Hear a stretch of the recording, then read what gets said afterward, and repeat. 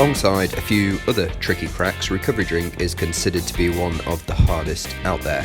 If you are into crack climbing or trad climbing, you'll most likely have heard of this route and have a general idea that it's in Norway on a wall called the Profile Wall and was first done by Nico.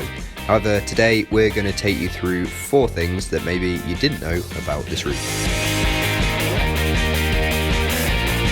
Recovery Drink is actually pitch 2 of a 3-pitch route, and only pitch 1 and pitch 2 have been freed. You can see pitch 1 is an 8A route, and this was actually freed by Daniel Young after Recovery Drink was done. Then you have the second pitch of climbing, which is known as Recovery Drink, which is this 8C plus pitch marooned in the middle of a wall. And finally there is pitch 3 at the end, which is still undone, and I guess the final challenge would be to climb pitch 1, pitch 2 and free pitch 3 all in a single day.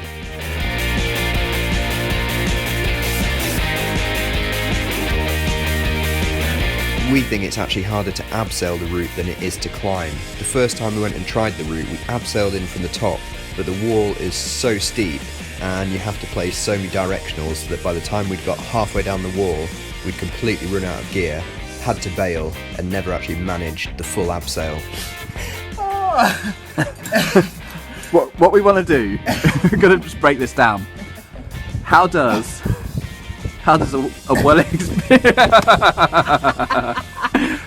well experienced big wall climber duo that got up a couple of things occasionally, how the fuck does that happen?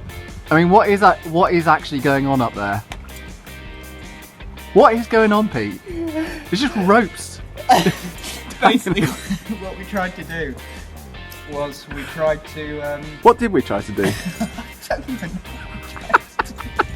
But I'll tell you what we failed to do. We failed to even climb the route on abseil. We couldn't do it.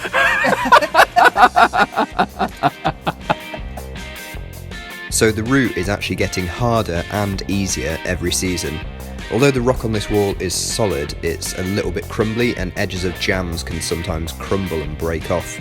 Anyway, you might crumble a little hold and a jam might get slightly better, or something breaks and it gets slightly worse. These are only very marginal and minute differences in difficulty, but the trick is timing your ascent to be in line when something crumbles and it actually becomes easier.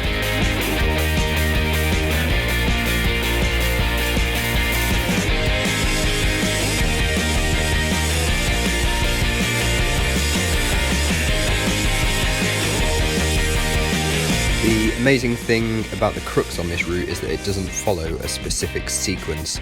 There are so many holds and options, but all the options just seem as difficult as the other ones.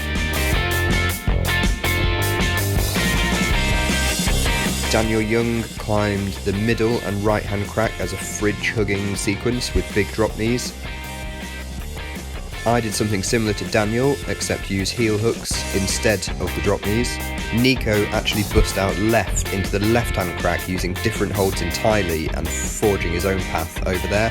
Tom uses a sequence of moves that climbs the crack direct before reaching out right at the last possible point.